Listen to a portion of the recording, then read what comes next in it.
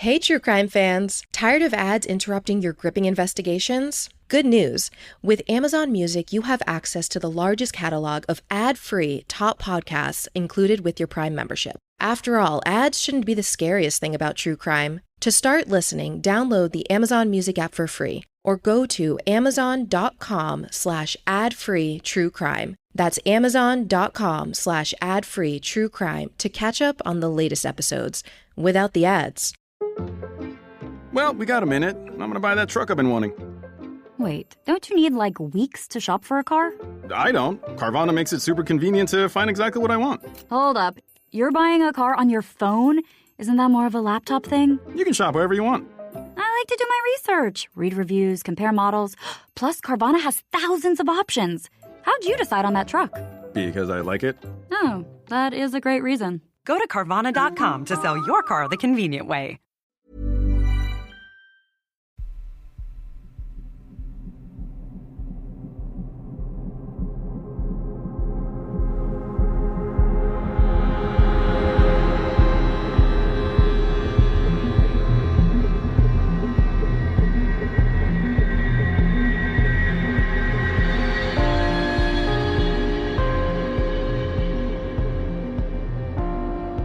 Hello and welcome to mini episode 385 of Real Life Ghost Stories.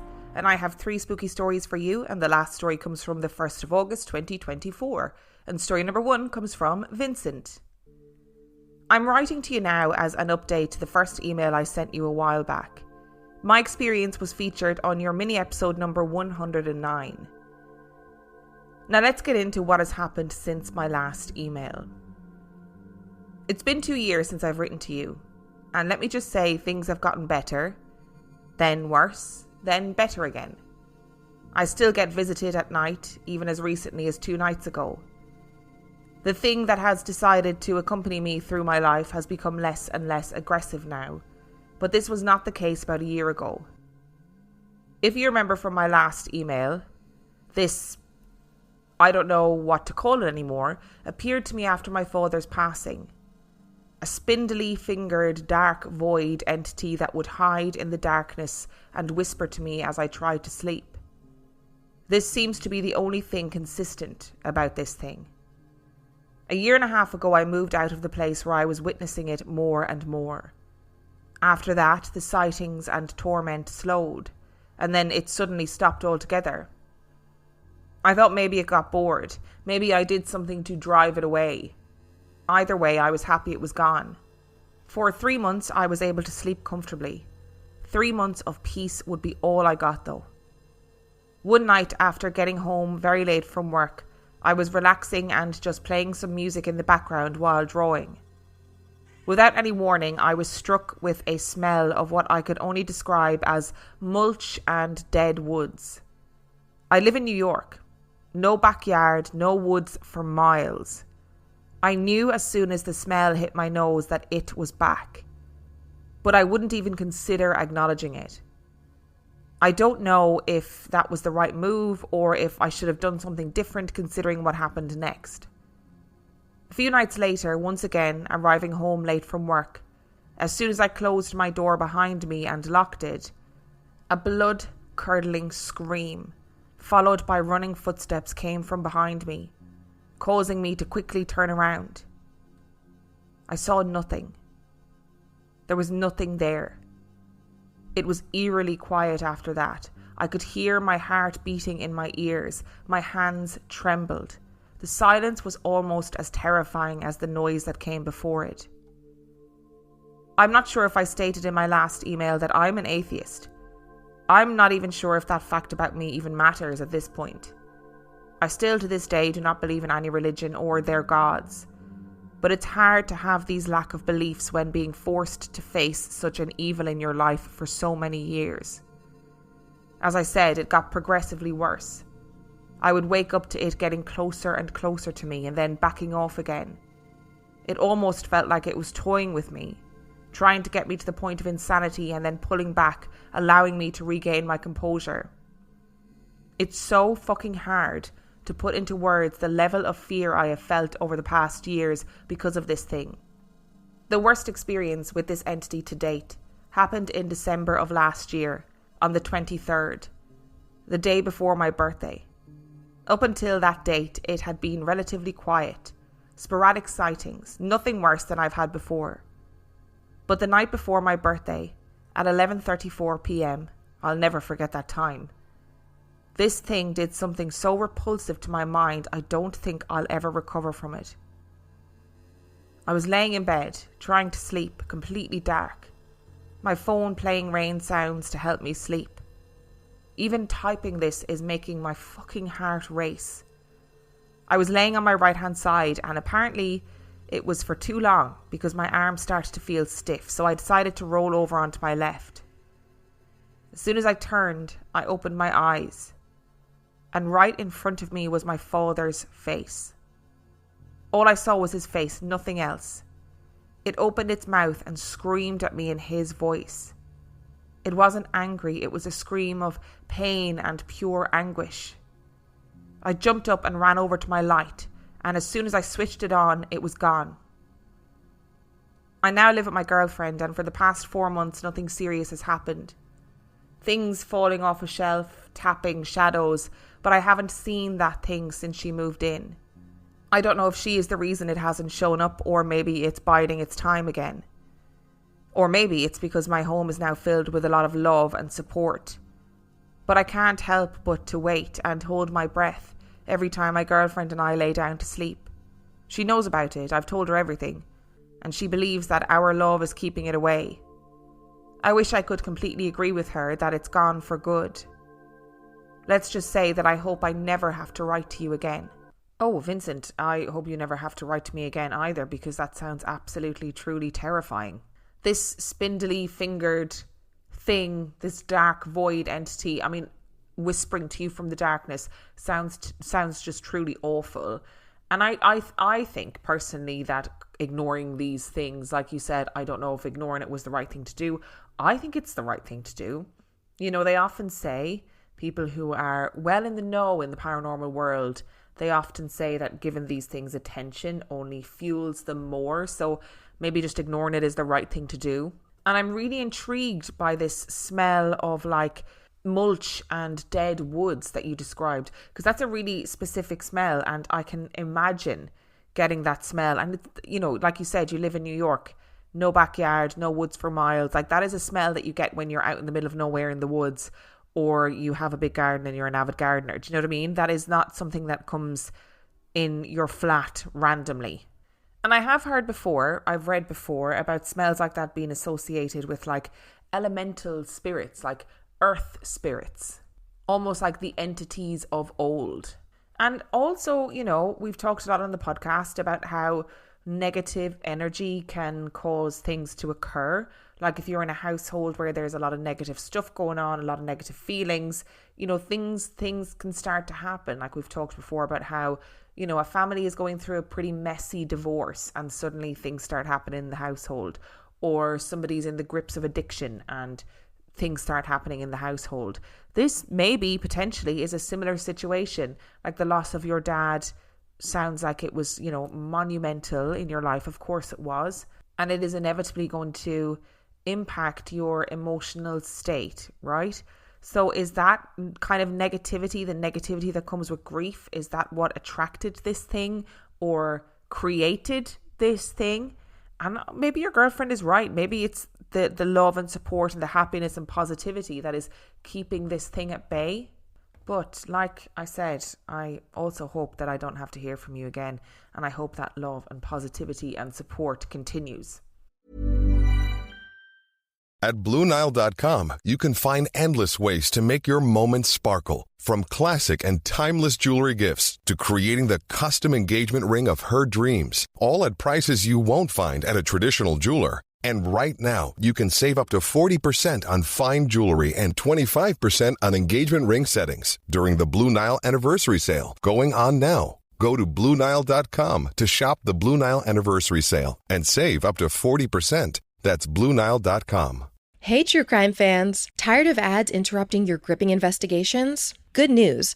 With Amazon Music, you have access to the largest catalog of ad-free top podcasts included with your Prime membership. After all, ads shouldn't be the scariest thing about true crime. To start listening, download the Amazon Music app for free or go to amazon.com/ad-free true crime. That's amazon.com/ad-free true crime to catch up on the latest episodes without the ads.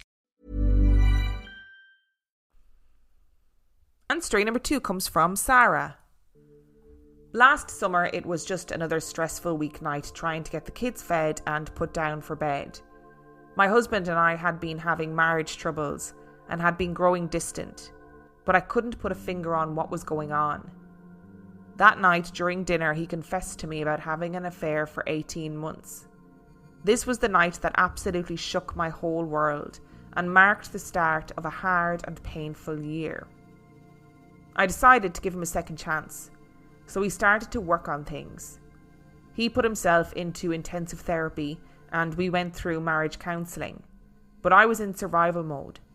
I wasn't paying any attention to my feelings and made sure they were swept up under the rug nice and tight and had the mindset of out of sight, out of mind. If I can't see them, they aren't there.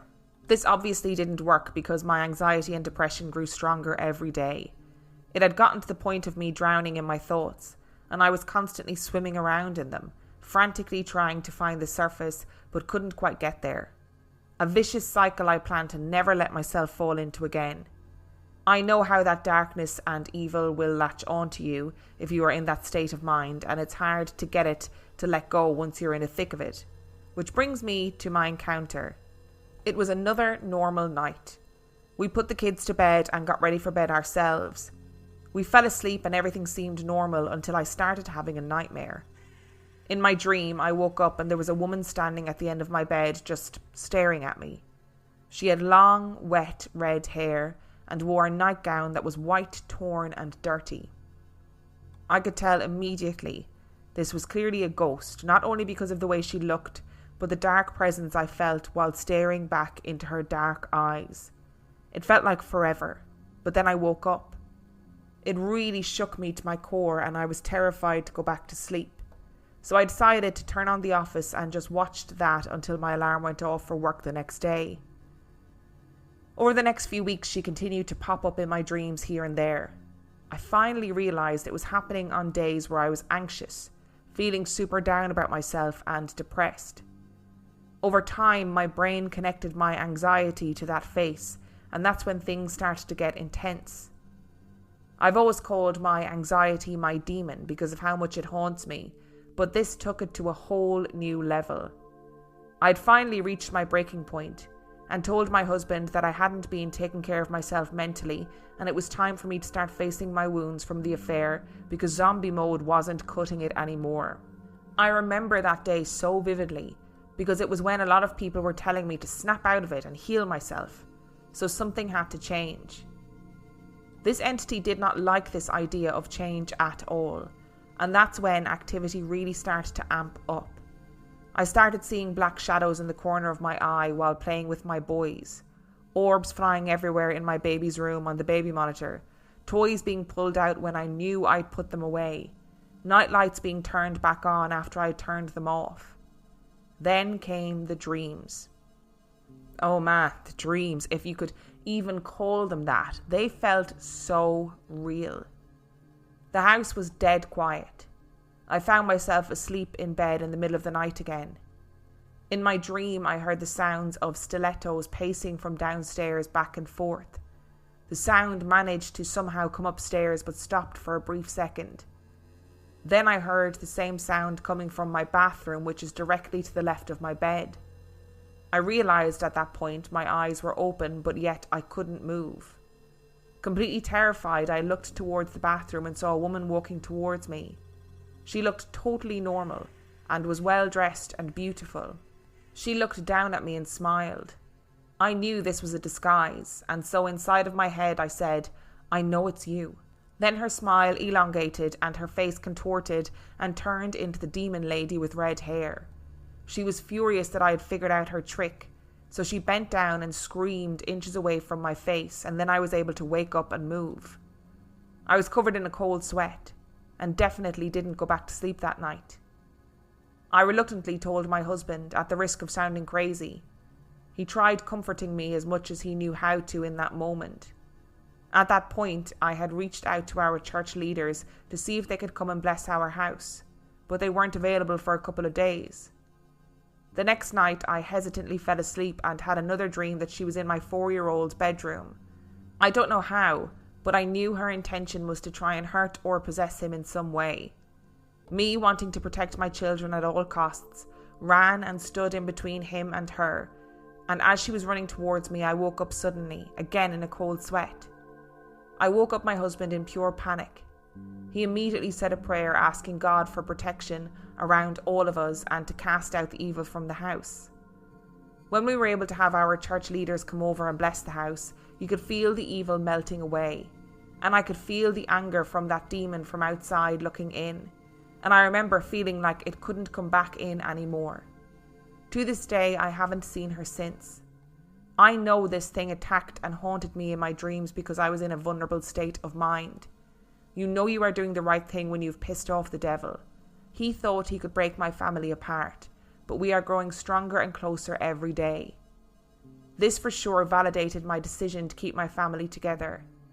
I am now very careful with how I manage my anxiety and overwhelm, and I'm dealing with it in a much healthier way. Sara, besides the hideous paranormal and terrifying elements of this story, you made a great point very eloquently, and that is that you can't run from your feelings. You can bury them as much as you like. You can try and escape them. You can ignore them. You can try and minimize them, but it is so vitally important to recognize how you're feeling, to talk to somebody about it, to share it with friends, to develop good habits, to go to therapy if you can. You know, there's so many things you can do to start to address your mental health, whether that's anxiety, depression, whatever it is. But if you are listening to this and you've got something going on and you're keeping it to yourself and you're hiding it and you don't want to, burden other people with it, and I'm using burden in inverted commas because sometimes we feel like that our issues, our worries, they're not valid or they're not worthy enough, or you don't want to talk to other people about it because you feel like you're going to be a burden. None of that is true. Your feelings are important. Your feelings are valid. Your feelings need to be explored and addressed, and it is the best thing that you can do for your brain, for your mental health. And then when you explore and address those feelings, you can start to develop good ways of managing them in the future. And I'm going to leave it there because I'm not going to rant and rave about looking after your mental health. Just know that it's very important and that you deserve to be able to talk to people about your mental health, and you deserve to live a life where your mental health doesn't negatively consume it. But back to the story, and thank you to Sara for raising that really eloquent point about not burying your feelings. Isn't it funny how these stories often kind of match each other in that serendipitous way? I talk about it on the reg, that there will be stories that come in like next to each other that deal with the same topic, even though they're completely different stories and completely different people. Because like I tell you guys, I will do stories chronologically. And Sara and Vincent's story, even though they deal with different scenarios, have quite a similar theme, that feeling of being really vulnerable. And as a result, this vulnerability, I don't know, not encourages, it attracts maybe something negative and something terrifying. And to manifest in that way as like a woman with long hair that is wearing a white gown that is like white and torn and dirty and with a contorted face, and she can kind of disguise herself as being, lovely and well put together, but then underneath it all, she is still this terrifying figure. It's very, very scary. And I'm so glad for you that you were able to talk to your husband about it. You were able to say, hey, I need help managing this. This is happening. We need to bring in people to bless the house and cleanse the house. And I also need to recognize that I need to manage my anxiety and my overwhelm. And hopefully you don't get any more unwanted visitations from her. And story number 3 comes from Meryl. When my youngest son was 2 or 3, I was giving him a bath one evening. Out of the blue, he said, I've seen Invisible Grandad, which surprised me as the English word for grandfather was not really in his vocabulary. Both of my children were born after the death of my father, and they only knew their Greek grandfather. The name for this relation is Bapu. So I continued, "So where did you see him?" "Oh, I see him downstairs, in the garden." He was in life an avid gardener. "Sometimes in my bedroom." "How does he make you feel?" "Good, he's just checking in on me." "So what does he look like?" And his answer amazed me, as it was such a profound and innocent thing for him to say, like it was the most natural answer in the world for him to make. "Oh, he's silver with a blue sparkly light around the edges." One night I was asleep, I think, as it was all so vivid. In my dream or sleep paralysis scenario, there was someone standing on the side of my bed, leaning right over me. I sensed a male. The body heat was so close to me. I was in a total panic. I was just about able to free my hands to stop the person getting too close to me. I smelt his skin, his sweat. I felt the face grinning, like he was getting pleasure out of invading my space. And I felt the stubble on his face. He would not back off. I was trying to push him away, but he held his ground. I could not move any more than that, and I could not speak. All I could hear was my attempts at speech, more of a gurgle. Eventually I managed to move, and I flipped over in the bed and called out to alert my husband beside me. As I did so, his side of the bed was empty, and in fact he had gone downstairs to watch some TV as he had been unable to sleep, and was now asleep on the couch. This experience deeply affected me at the time, and to this day I still cannot sleep on that side of the bed due to the memory. Even if we go on holiday, I avoid this side of the bed.